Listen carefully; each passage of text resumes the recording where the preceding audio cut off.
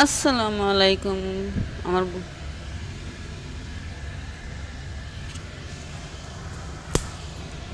বিসমিল্লাহির রহমানির রহিম। আসসালামু আলাইকুম, কেমন আছেন আপনাদের রত্না আপু?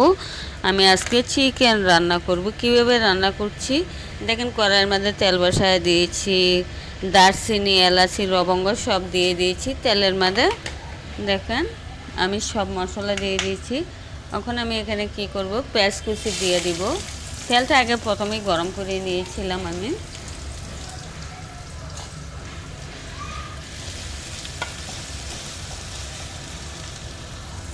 যে আমি পেঁয়াজ কুচিটা দিয়ে দিয়েছি তেলের মধ্যে। প্রথমে এলাচি, দারচিনি, লবঙ্গ, তেজপাতা সব কিছু দিয়ে দিবেন। তেলটা ভালো করে গরম করে নিয়ে নেবেন। এখন পেঁয়াজটাকে বাদামি কালার করতে দিয়েছি আমি। পেঁয়াজ বাদামি কালার হয়ে গেছে, এখন আমি মশলা অ্যাড করে দিব। রসুন বাটা 4 চামচ, 2 টেবিল চামচ। আদা বাটা 4 চামচ, 1 টেবিল চামচ। আমি সব মশলা দিয়ে দিব এখানে।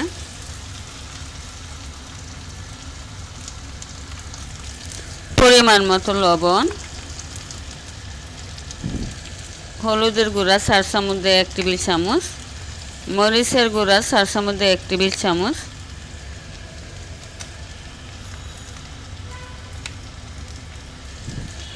ধনিয়ার গুঁড়া 4 চামচ, 1 টেবিল চামচ।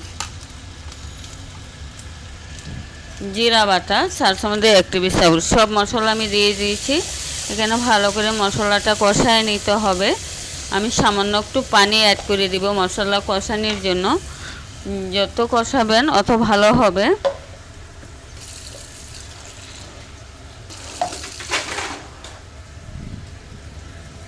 যে আমি সামান্য পানি দিয়ে দিয়েছি। এখানে ভালো করে মশলাটা একটু কষায় নিব। আমি তেল কম দিয়েছি, আমাদের বাসায় যেমন তেলটা একটু কমই ইউজ করি। আর আমরা সব কিছুতেই সরষের তেল ইউজ করি। সরষের তেল ইউজ করি। ভালো করে মশলা কষাইতে হবে। 5 মিনিট ধরে ভালো করে মশলা কষাবো।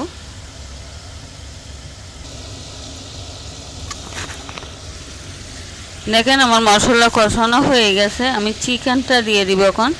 চিকেন কেটে দিয়ে পরিষ্কার করে নিয়েছিলাম আমি। ওই যে আমি এখন যে চিকেনটা দিয়ে দিয়েছি।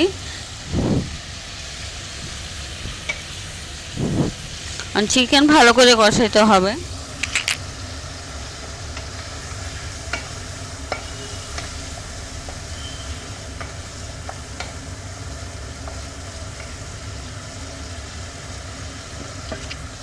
ওই যে আমি চিকেন দিয়ে দিয়েছি। চিকেন এখন ভালো করে আমি কষায় নিব।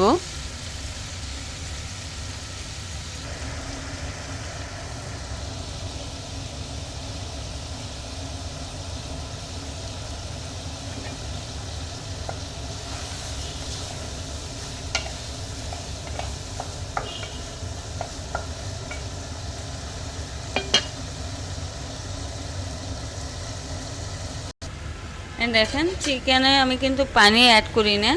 ওই যে চিকেনের গায়েতে যত পানি ছিল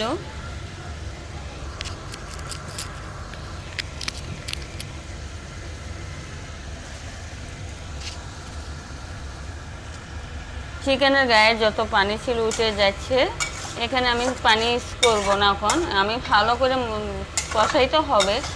যত চিকেন কষাবেন অত ভালো হবে। কিন্তু একটা জিনিস আপনারা মশলার ক্ষেত্রে, যেমন রসুন বাটাটা একটু চিকেনের মধ্যে একটু বেশি দিবেন।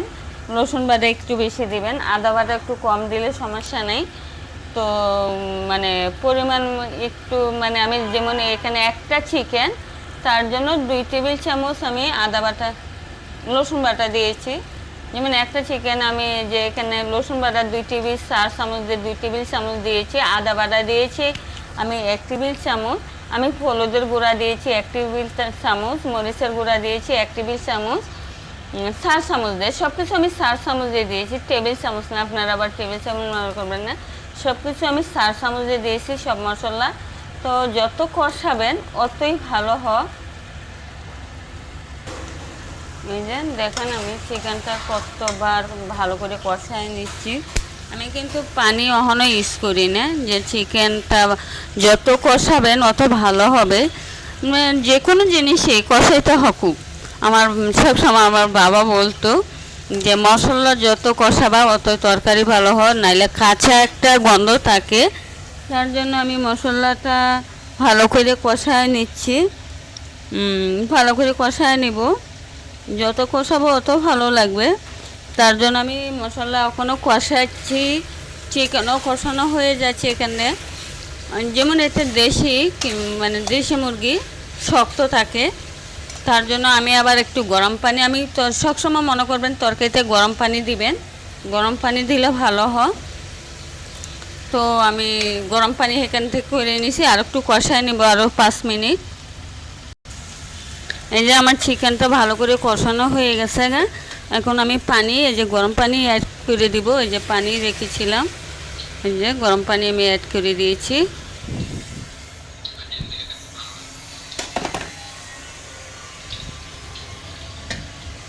যে আমার চিকেন কষানো হয়ে গেছে আমি এখন গরম পানি অ্যাড করে দিয়েছি। আমি 10 মিনিট দিয়ে ঢাকনা দিয়ে রেখে দিব। 10 মিনিট পরে আবার আসতেছি আপনাদের কাছে।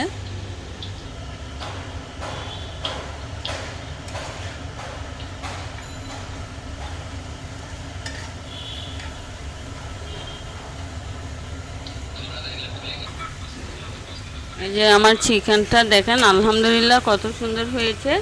আমি এখন ডিশে ঢেলে দেখায় দিব আপনাদেরকে। দেখেন আমার চিকেন বোনাটা আলহামদুলিল্লাহ কত সুন্দর হয়েছে। চিকেন বোনা মাশাআল্লাহ। সবসময় আমার মতন এভাবে চেষ্টা করবেন নতুন নতুন রেসিপি দেখার জন্য। আর আমি যেভাবে মশলাগুলো দিয়েছি অবশ্যই এরকম চেষ্টা করবেন, অনেক মজা হয়, ভালো লাগে। আর মশলা অবশ্যই চিকেনের মধ্যে ভালো করে কষাবেন, কষানোতে অনেক ডিফারেন্স ভালো হবে। দেখেন আমি